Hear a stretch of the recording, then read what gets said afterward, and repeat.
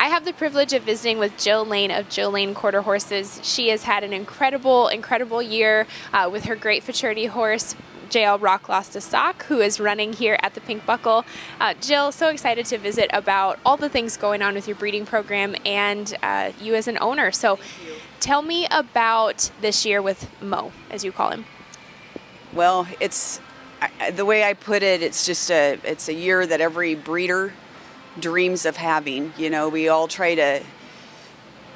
always breeding to have the next big winner, and you just pray that something out of your foal crop will make it there, and there's so many variables to get them to this point. And I know that the chances of me raising one like this again are pretty slim, so I've just been trying to enjoy the ride.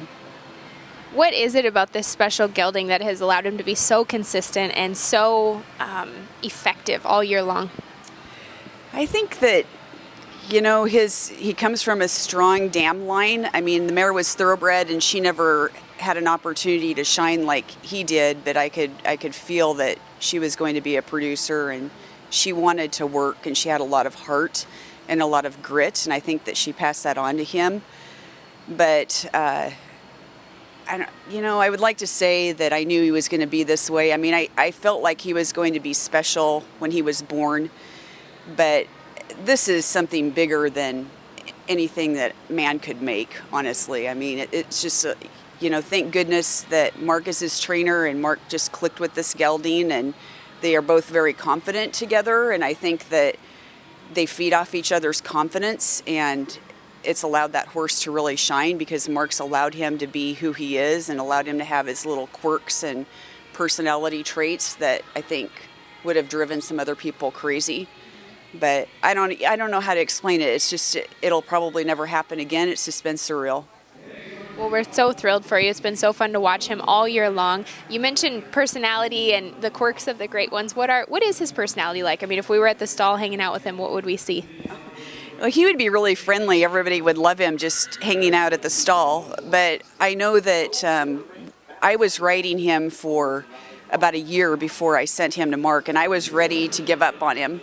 I could not get along with him because he would be loping along, and all of a sudden he would just get stiff, and he'd look up and he'd pop a lead and jerk me around in the saddle, and I'd correct it, and he'd pop a lead again, and I'd take him to the vet and say, I think there's something wrong with him, and the vet would say there's nothing wrong with him, and I'm like, then he's just not going to work because he won't hold his leads, and then I'd start picking on him, and it just was getting worse.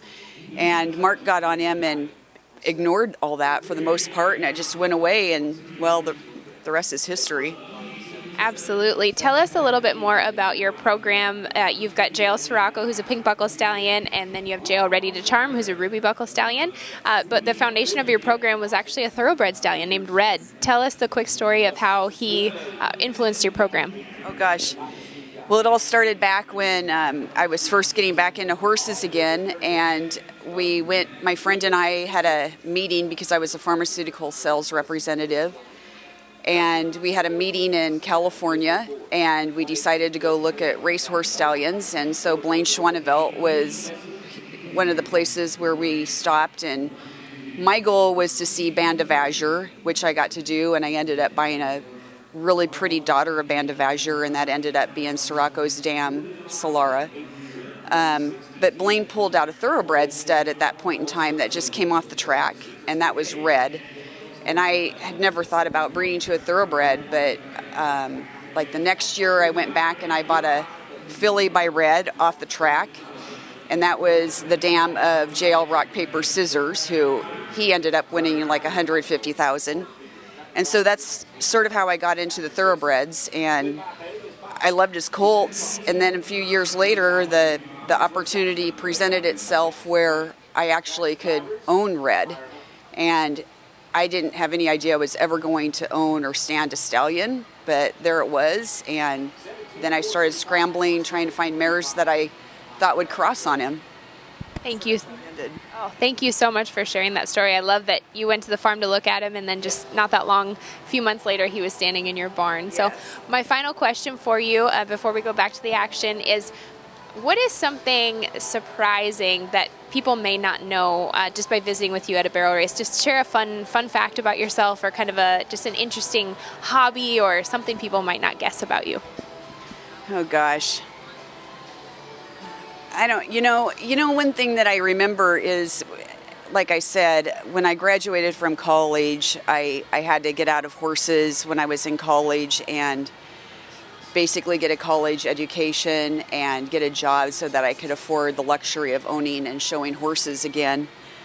And so I got a job as a pharmaceutical sales rep for Merck, and they moved me to Montana, and I worked in the human health division, and I would be, you'd have to dress up every day and go visit with physicians. And then when my horse people friends would see me, they were like, they wouldn't even recognize me. And the same with the other way around, like, because it was like I had two different personalities at that point in time, two different people. I was leading these two different lives. So I guess being put on the spot, that's what comes to my mind. Well, that's so fun. I think it's really fun when we all get to come to Pink Buckle. It's kind of like a big family reunion, and we see everybody here. And we may not recognize people when we're at home. So yes. I just want to thank you for taking the time. Congratulations. Mo made a great run in the first round, and we're excited for how the rest of the week's going to turn out. Thank you. Thank you very much. Okay, back to the barrel racing.